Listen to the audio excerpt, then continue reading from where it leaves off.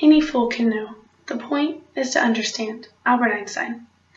In current times, the popularity of sports and the emphasis of them on our culture has seen an increase. Most specifically, volleyball has seen a statistical rise in players and viewers. The at one time less popular sport has begun to increase in interest and become the topic of more conversations. This is the perfect opportunity to learn a basic knowledge of volleyball and the way the game is played, in order to keep up if there happens to be a conversation about volleyball or if you happen to be at a game. I believe that there are three main points to the understanding of volleyball. Firstly, the origin of volleyball and the rise in popularity the game has seen due to a change in the way it's played, the popular lingo used by players and followers, and then the players' roles and what they do in each position. I'll now take you through the origins of volleyball and why it has seen a rise in popularity. Volleyball has become more popular due to the changes the game has seen over the years. Created by William G. Morgan in 1895, the USA Volleyball site states that Morgan created the game on a compilation of other games and the rules that they used. He combined basketball, tennis, baseball, and handball to create volleyball. The site also stated that some of the original rules he created the game caused the game to be less interesting and slower. A lower net caused the players to pretty much be able to do whatever they wanted. You could only score if you were serving, and no serve could touch the net as it traveled over, and any number of players could be on the court at any time. By updating the rules, the game became a lot more competitive, and each point lasted longer. This made the game a lot more interesting to watch and exciting, and to play. This led to an increase in popularity. Statistics show an increase in popularity and the viewing of volleyball. Appeal to the sport grew greatly after the U.S. team medaled in the Beijing Olympics. According to Kevin Newell, 400,000 high schoolers now play volleyball. Volleyball, How High Can It Rise? States that select volleyball memberships rose from 17,349 in 1980 to 234,922 in 2008. Although these are just a few statistics about the growing popularity of volleyball and how the game has changed, the second key to understanding volleyball is to understand the language that volleyball uses and the terms that the players and the followers talk about.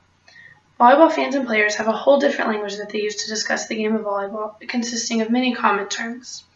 First off, the most broadly used term is the term rally. Synonymous to volley, a rally is just when a team sends the ball back and forth over the net for a period of time. In terms of offense, there's a serve, a pass, a set, and a hit. A serve is the initial contact, and it's when a player steps behind the line and hits the ball over the net to the other team. A pass is the first contact of a rally, and it's when the player takes the ball with both forearms and directs it to the setter. The set is then when the setter takes the ball with both hands over their head and pushes it to a hitter. A hitter then takes a three-step approach, swings their arms back, and contacts the ball with the palm of their hand, sending it over to the other side. There are two popular terms used for defense. The terms are a block and a dig. A block can be between a middle and an outside, or a middle and a right side. And it's just when the two girls go up together and push their hands over net in an attempt to stop the other team from hitting. A dig is when it's the same thing as a pass, but it's when the other team hits and then the player just takes it with their forearms and directs it to the hitter.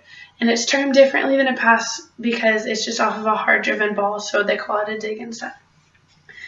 And then random terms used in volleyball or just misunderstood or commonly unknown are a kill and a shank, and they're kind of associated together. And a kill is when the player hits the ball and it immediately hits the ground, or a person can try to pass it, but they shank the ball, which just means that it shoots off to another direction and that no other player can get to it. And then if a player does shank the ball, that results in a kill for the other team and a point. And then an ace is when a player serves the ball over and it immediately hits the floor or gets shanked. And then a side out is an old term, so some of you may know what it is, but it's just an encouragement word meaning let's get the ball back and let's win this point so we can serve. And then a double is when the setter takes the ball and it just goes off at different times so the ball spins, and that's illegal, so it results in a point for the other team. Now that you know some of the basic terms in volleyball, the next key to understanding the game is the positions and the roles they play. There are 6 players on the court at any given time. In the front row, which is closest to the net, there's an outside, a middle, and a right side. In the back row, there's a DS, a libero, and a setter. Each of the 6 players play a different role. An outside is the main hitter, so they receive most of the balls. And then a middle blocker blocks, so they require the most speed and agility because they have to get to every single ball that the other team hits. And then the right side is the backup hitter and the backup setter, but they are required to block the other team's best hitter, so it's a lot of responsibility. And then in the back row, the DS is the defensive specialist, and they normally play in left back, and they only play back row. And then the libero, according to Newell, means free in Italian, and they wear the different colored jersey, and they can go into the back row and out of it as many times as they want without counting a sub, and that's why they're free. And then the setter takes every second ball and directs it to the hitter.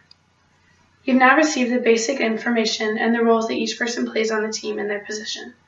So today I discussed the 3 main points to the understanding of volleyball: the origin and the rise of popularity it received due to the change in the way it's played, the lingo, and then the players and the positions they play.